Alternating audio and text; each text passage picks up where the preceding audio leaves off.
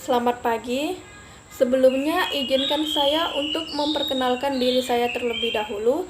Perkenalkan, nama saya Dalita Ekaristi.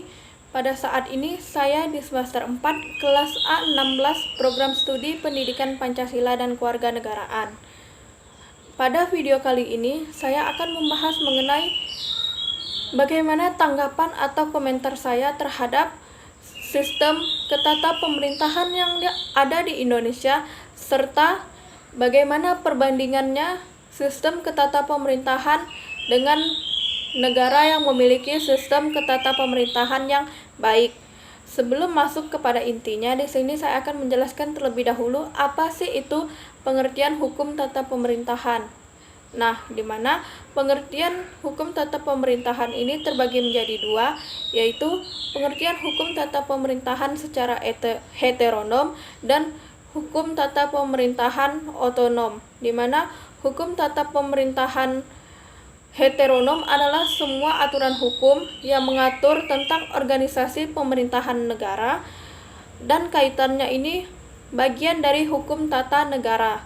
Dan adapun hukum tata pemerintahan otonom adalah aturan-aturan hukum yang dibuat oleh aparat pemerintah yang sifatnya istimewa, baik itu sifatnya sepihak ataupun dua pihak.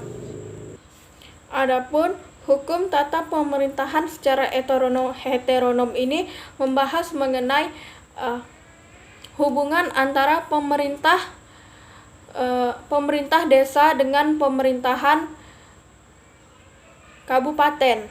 Adapun lalu selanjutnya adalah sistem hukum tata pemerintahan otonom. Nah, pemerintahan otonom ini lebih membahas mengenai hukum yang dibuat atau diciptakan oleh aparatur pemerintahan dalam rangka pelaksanaan tugasnya, yaitu seperti peraturan presiden, peraturan menteri, peraturan gubernur, peraturan pelaksanaan tugas seperti bupati, wali kota, camat atau kepala desa dan lurah.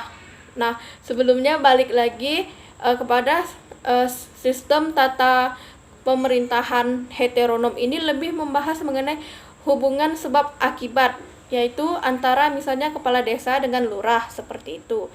Dan adapun di sini saya akan menjelaskan apa itu pengertian hukum tata pemerintahan secara umumnya, yaitu adalah keseluruhan aturan hukum yang mengatur bagaimana alat-alat perlengkapan administrasi negara untuk melakukan tugas atau fungsinya.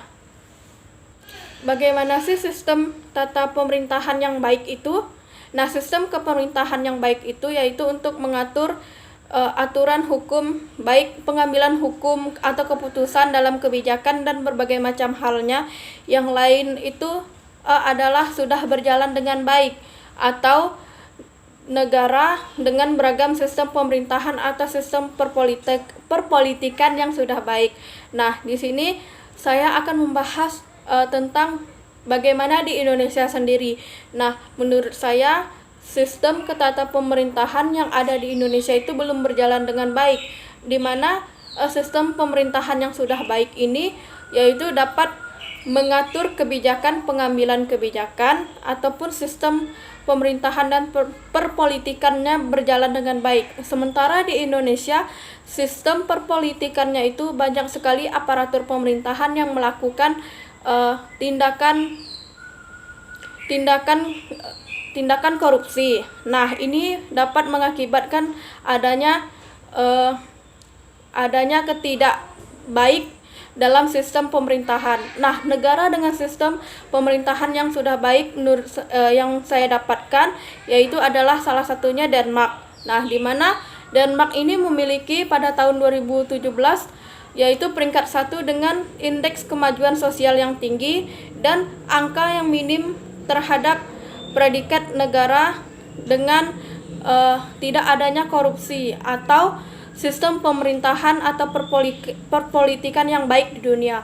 Mungkin hanya sekian yang dapat saya sampaikan tentang bagaimana perbandingan sistem ketata pemerintahan yang ada di Indonesia dan sistem kepemerintahan yang baik di dunia. Sekian dan terima kasih.